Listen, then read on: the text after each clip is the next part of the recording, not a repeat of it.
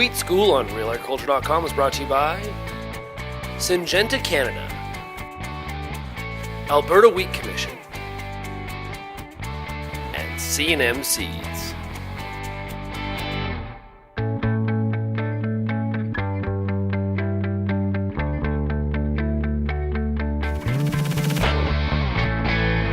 Hello, I'm Dale Leftwich with Real Agriculture. I'm at the Western Forum on Pest Management. Joining me today is Trevor Blois. Trevor, how are you doing? I'm doing good, thanks. How are you doing today? Good, good. You made a presentation on the early test results around wheat.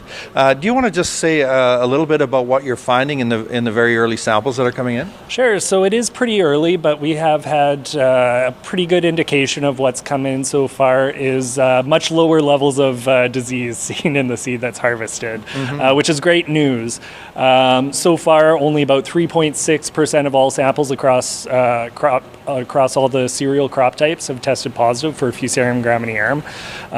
Compare that to a couple of years ago where it was up around 19% of samples, so almost 1 in 5 samples that we were looking at were testing positive for Fusarium graminearum. And this year as well, we're seeing it more localized in southern Alberta where it has been for many years. We've had a few positive samples in central Alberta. I'm expecting to see more as the harvest progresses, but because of the delayed harvest, there's lots of areas that we haven't had very many samples from so far. So the early samples would have been coming off from fields that were harvested early and had matured earlier. So there could be some change in some of these things as we get into the harvest a little further. The biggest difference that we'll see with this delayed harvest is if samples are harvested while there's too much moisture, we could see some spoilage molds taking root and lowering the quality of the seed. Any sort of Fusarium graminearum, that's established during the flowering period, so we shouldn't see that level change with these delayed harvests. But we could see some spoilage molds like Aspergillus and Penicillium becoming problems with later harvested samples if there's too much moisture present. What are you finding? Are the durum samples coming in kind of like similar to where the wheat samples are coming in?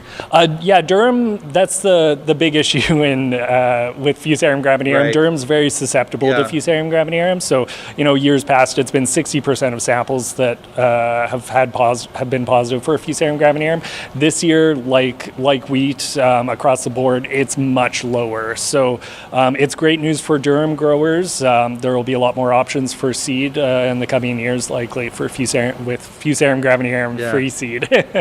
So you touched on this a little bit in terms of the later samples. There could really be an increase in storage molds, I guess. Is that something you guys test for as well? These storage molds, they'll likely be showing up impacting the germination results. We offer a test called a fungal screen, and with that we look for everything that's present in the seed that could be causing issues, and there we look for Aspergillus and Penicillium, as well as Cladosporium, Alternaria, Epicoccum. All of those are saprophytes that could be increasing as well with seed that's left out in the field a little bit longer. Okay, that's really good. I just want to thank Trevor Blois for going over some of the really early numbers. I hope the rest of the testing season goes well for you. Thanks, Trevor. Thank you.